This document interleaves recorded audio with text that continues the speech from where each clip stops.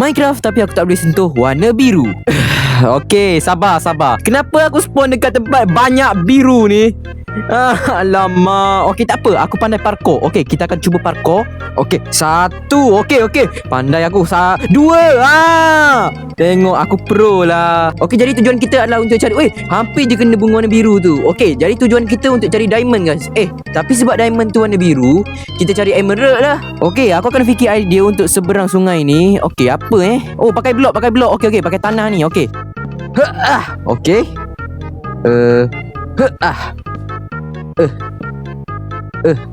Jangan tanya kenapa aku pakai pumpkin. Sebab pumpkin ni cantik je warna oren. Guys, untuk pemudah kerja aku, korang boleh tekan like dan subscribe untuk teleportkan aku ke villager, guys. Macam mana? Korang boleh tekan like dan subscribe. Aku dah dekat villager. Okey guys, terima kasih untuk korang yang subscribe dengan like. Okey, sekarang kita akan cari emerald, guys. Kau ada emerald tak? Tak ada emerald ke botak ni? Hello. Mana emerald? Kita cari emerald, guys. Okey. Assalamualaikum. Tak ada emerald. Okey, tak apalah, pergilah. Mana emerald? Tak ada emerald pun. Bapak golem. Hello. Sabar. Sabar.